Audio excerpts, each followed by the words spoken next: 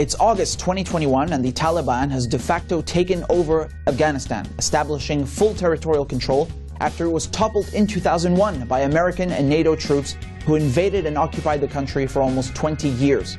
The United States' longest war in history has come in at a cost of over $2.2 trillion, with around 3,500 NATO troops killed, and more importantly, over 50,000 Afghan civilians killed, a conservative estimate, leaving millions others displaced and turned into refugees. So what was it all for, people ask? Why did the United States spend so much money and stay in Afghanistan for so long, only for the Taliban to retake the country so quickly and easily? Was it all for nothing? Well, very few seem to be asking what Afghans gained from this war and why they paid with their lives, their homes, and why people thought it was okay to colonize their country for 20 years. Was this really about nation building and fighting a war on terror? Or was it an occupation and a war of terror? I'm Richard Medhurst, and you're watching the Communiqué.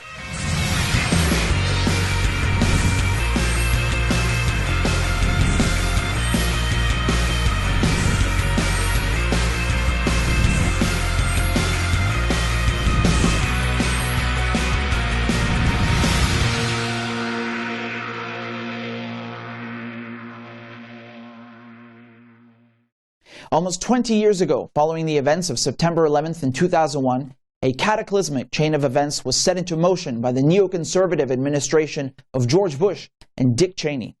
The United States and its allies invaded Afghanistan under the pretext of capturing Osama bin Laden and toppling the Taliban, who they claimed had sheltered him and his terrorist organization Al-Qaeda.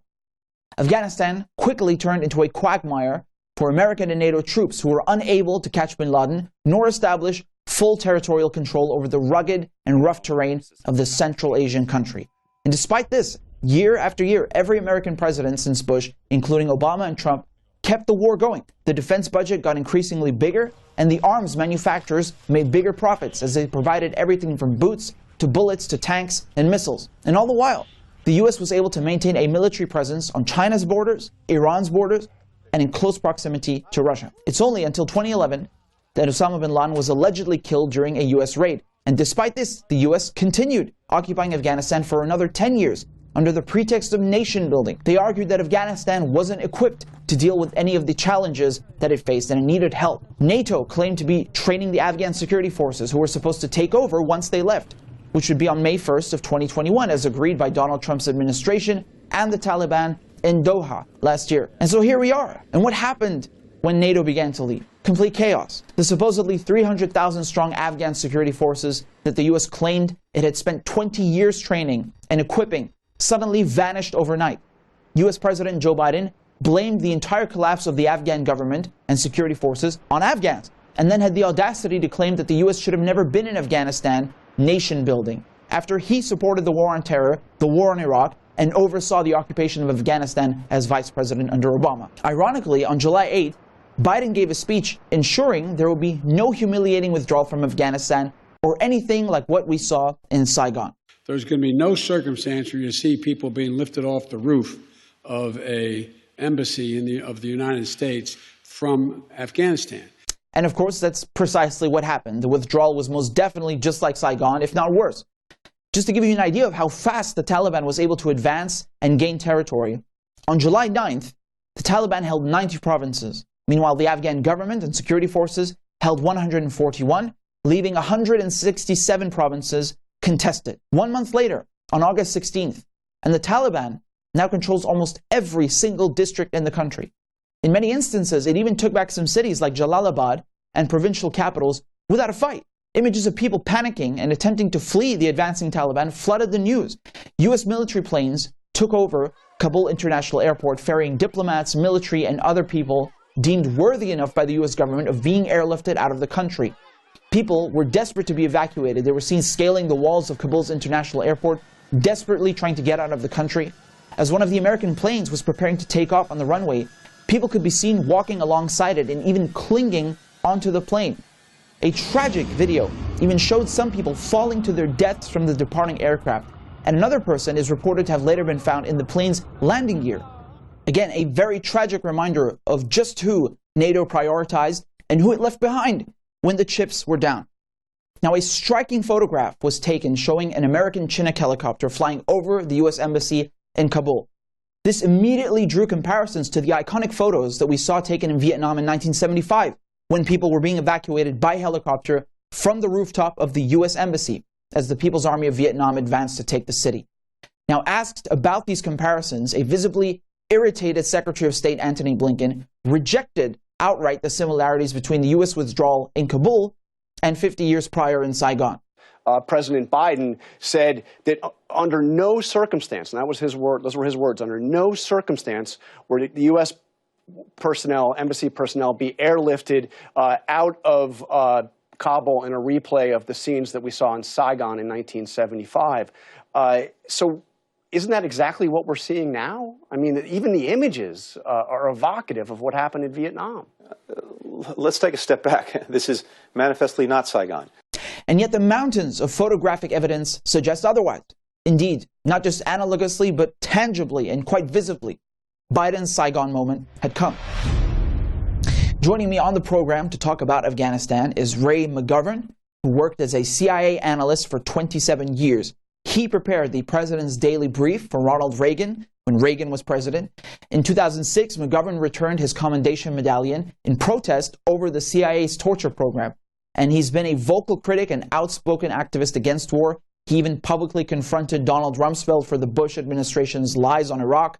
On another occasion, he was severely beaten for turning his back in silent protest to then Secretary of State Hillary Clinton.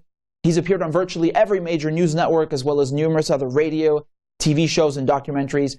In recent times, he's even grown his beard in solidarity with political prisoner and journalist Julian Assange. Thanks for coming on the program, Ray. It's great to have you. Just to start out, why do you think the war in Afghanistan was such a failure? I mean, you recently wrote an article for antiwar.com discussing this, and you've offered several explanations. What are they, and why was this withdrawal compared to Saigon?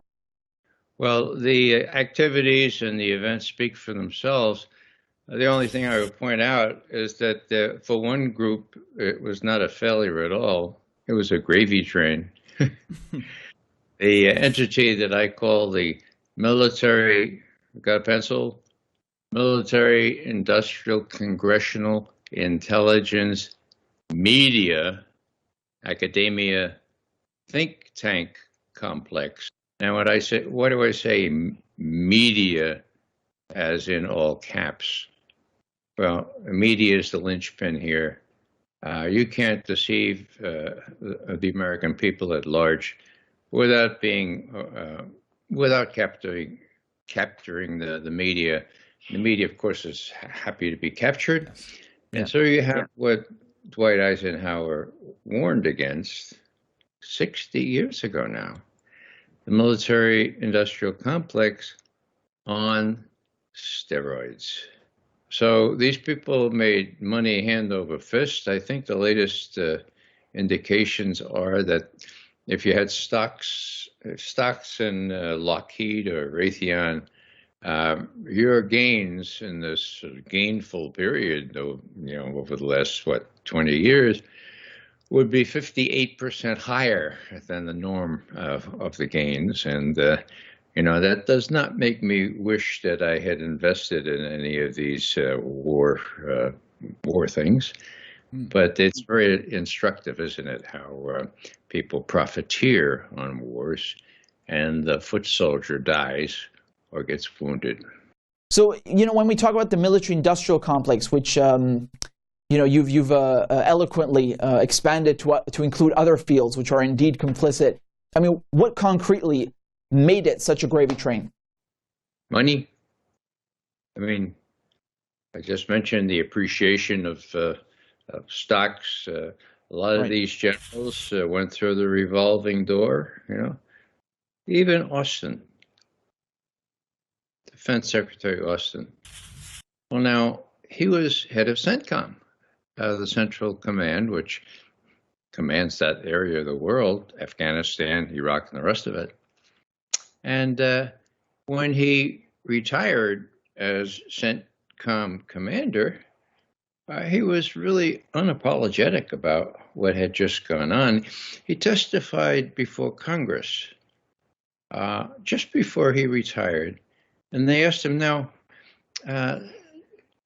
General Austin, tell us, we invested $500,000,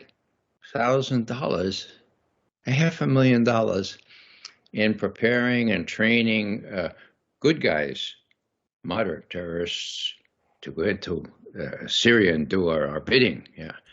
How many are still in action? And he looked very stolidly and said, 4 or 5. The next week, he joined Raytheon. Mm-hmm. Okay. He didn't wait a year. I think you're supposed to wait a year at least, maybe 2 years. He joined Raytheon, and then Biden picks him to be the defense secretary 4 years later. I mean, hello, is this a great country or what? So fast forward now to this past 3 weeks. Well, let's go back to when Biden said, we're getting out of Afghanistan. We're getting out of there. We're going to be out of there by 9/11, right? Okay, he said that in mid-April. So I think it was the 14th of April. 2 months, April, May, June 14, General McKenzie, head of CENTCOM, announces we're pulling all our air support out of Afghanistan. We're not going to do any close air support anymore. And the only thing that would persuade me to reintroduce air support if there were an attack on our homeland or on the homelands of our allies. It's the only thing. Otherwise, we're out of there. 14th of June, right? Yeah. 2 weeks later, the 1st or 2nd of July, in the middle of the night, the biggest air base ever, Bagram, is everybody gets out of town on the cover of darkness without even letting in the middle of the night. Okay. So what's my point? My point is this. What did they expect? The only thing that was keeping the Afghan army in operation was the close air support. Anytime they were attacked by the Taliban, they call it, and the U.S. would do their bidding. So here on the 14th of June, the head of CENTCOM says, no, we're not going to do air support anymore. And then 2 weeks later, he makes good on that promise by taking all his troops, as many planes as they could, out of Bagram Air Force Base. Okay? So you're a Taliban, right? Or you're an Afghan army officer or province leader. And you say, I think I'll switch sides. And of course, there have been all kinds of deals being made for the previous years, actually. So they did switch sides. Taliban comes in, and before you know it, last Sunday, they control the whole country, or almost the whole country.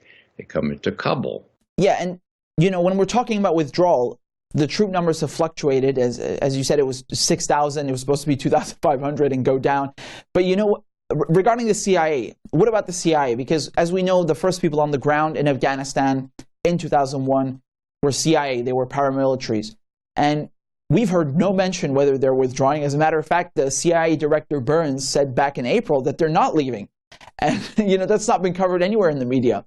And what about the private contractors? The contracts are still in place. So is it a real withdrawal or just a withdrawal of conventional armed forces? Well, the Afghan Air Force, such as it is, can't possibly function without the contractors. Even the helicopters can't be kept in the air very long without spare parts and so forth.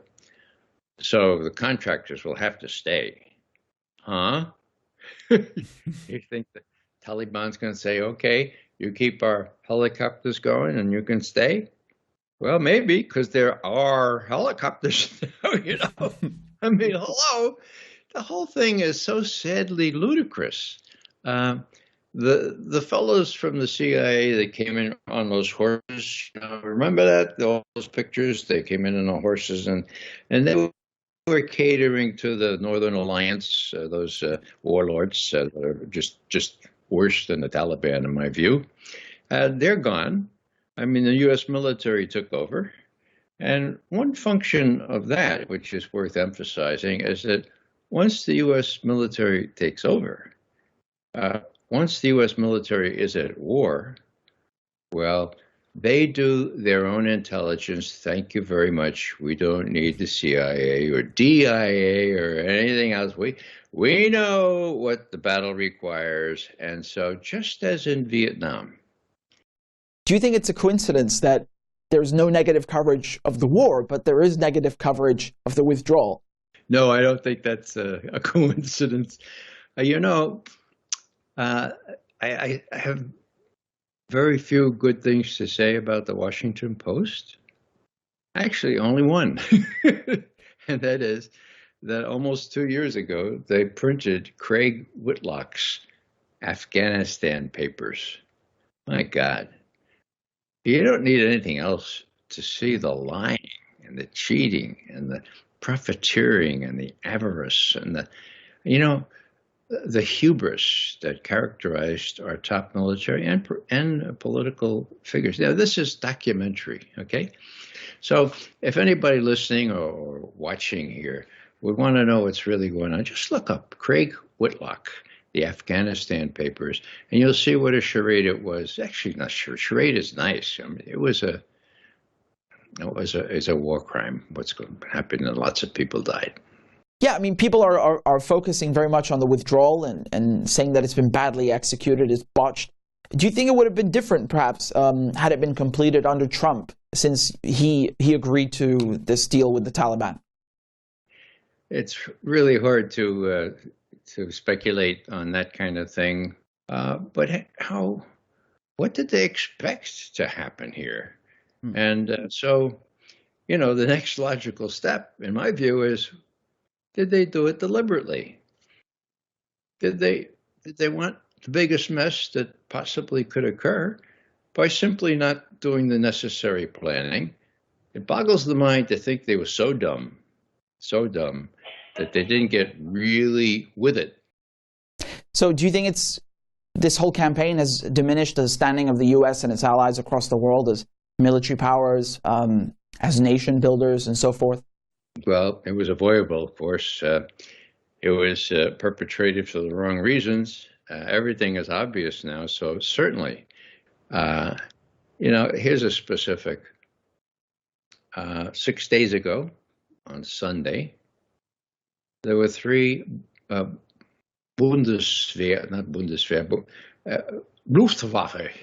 the German Air Force, okay? Right. Three great big Airbus-type things circling Kabul airport. Now, those of you who have seen the videos saw these little dots all over the runways, and those were people. And so the Germans were circling around. They couldn't land because there were people there, and they didn't want to land on people, right? Okay, now, what does that say? They had to go back. They ran out of fuel. They had to go back to Uzbekistan, refuel and all that. Now, the German people know about that. Yeah? German people don't know that a week before, some German aircraft took what was left of the beer and the spirits that were left in the embassy and other German compounds back to Germany. They repatriated the beer and the spirits. Ray McGovern, thanks so much for coming on the program. It's great speaking with you. So while the United States claimed it had to invade Afghanistan in order to get rid of al-Qaeda and those who harbored and sheltered it, who helped create al-Qaeda in the first place? Was it not the U.S. who created Operation Cyclone, with bin Laden and his mentor al-Zawahiri receiving assistance and money from the CIA in order to fight the Soviets?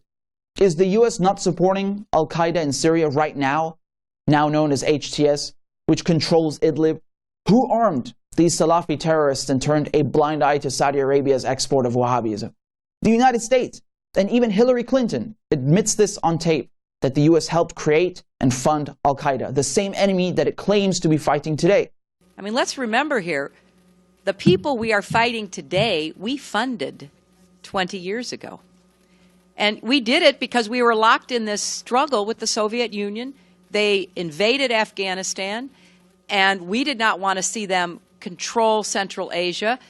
And we went to work. And it was President Reagan, in partnership with the Congress, led by Democrats, who said, you know what, sounds like a pretty good idea. Let's deal with the ISI and the Pakistani military, and let's go recruit these mujahideen. And let's get some to come from Saudi Arabia and other places, importing their Wahhabi brand of Islam so that we can go beat the Soviet Union. And guess what? They retreated. They lost billions of dollars, and it led to the collapse of the Soviet Union. So there's a very strong argument, which is, wasn't a bad investment to end the Soviet Union, but let's be careful what we sow because we will harvest. So when the Americans and British say that they helped Afghanistan, why are so many people trying to flee then? Why have almost 20,000 people been evacuated in the span of 2 weeks? Was it helping Afghanistan when British and Australian special forces were executing unarmed Afghan men and then planting weapons on their bodies to frame them as terrorists? Was that helping Afghanistan when a video released in 2020 showed Australian SAS chasing an unarmed man, 26-year-old Dad Muhammad, and then executing him in cold blood? We covered these war crimes by Britain and Australia here on Press TV. I spoke to whistleblower David McBride, who's facing decades in prison because he helped expose these atrocities. Just a few weeks ago, Daniel Hale was sentenced to 45 months in prison after he blew the whistle on the U.S. drone program, showing, for example, how during a period of 5 months, 90% of the people killed were not even the intended targets. Julian Assange has been persecuted for a decade now and is facing up to 175 years in a U.S. prison because he published the Afghan War Diary, showing how the war was a giant failure in killing scores of civilians. Naturally, you see there's only negative coverage of the withdrawal, but no negative coverage of this war on terror, or should I say, war of terror. The media loves war. They want to keep people focused on this so-called botched withdrawal, so they don't remember the images of Abu Ghraib or Guantanamo Bay, or the kidnappings, the rendition and torture. And even more absurd than George Bush and Tony Blair's justification for these wars are people now claiming the U.S. should invade and occupy Afghanistan in the name of women's rights, which they say could be threatened under the Taliban. Now, ironically, these same media liberals and fake anti-war people never say a word about women's rights in Saudi Arabia, a close U.S. ally. The only difference being, of course, that Saudi Arabia gives America enough oil for them to shut up and not care about women's rights. They continue to talk about what to do with Afghanistan and other countries as if they own these countries. They speak like this also about Iran, about Syria, about Iraq, Venezuela, Cuba. This is so indicative of their colonial mentality and worldview. They want to civilize other people because they think they know better. And they don't see other countries as independent sovereign nations that are inhabited by equals. No, they see them as colonies, as vassal states that must be conquered and controlled. They think that they are a force for good when they meddle in other countries' affairs, because deep down, they are neocons. They believe in American exceptionalism. And the West helped create these so-called threats that it claims to fight. And then the West claims it is the only one who can solve these threats through bombs, which is very convenient, of course, for the weapons manufacturers like Raytheon, Lockheed Martin, Boeing, and the military-industrial complex as a whole, which has made so much money from the invasion of Afghanistan and the so-called war on terror. The United States military budget right now stands at over $752 billion. It is the biggest it's ever been in modern history. And the U.S. not only deploys uniformed troops or conventional armed forces, but also private contractors who far outnumber them and are basically paid mercenaries who get paid 10 times more to do the same jobs as enlisted soldiers. So the contracting firms can basically rip off the taxpayer with even more lucrative deals. Rightfully nicknamed the graveyard of empires, Afghanistan was doomed to fail from day one. Everyone knows this. However, it was certainly not a failure for the arms dealers and private contractors who made a killing, literally made a killing. The entire war was never about nation building or about fighting Al-Qaeda or defeating the Taliban. The United States and Britain invaded Afghanistan based on lies told by George Bush and Tony Blair. They completely fabricated and exaggerated these threats in order to justify the invasions of Afghanistan, Iraq, and other countries.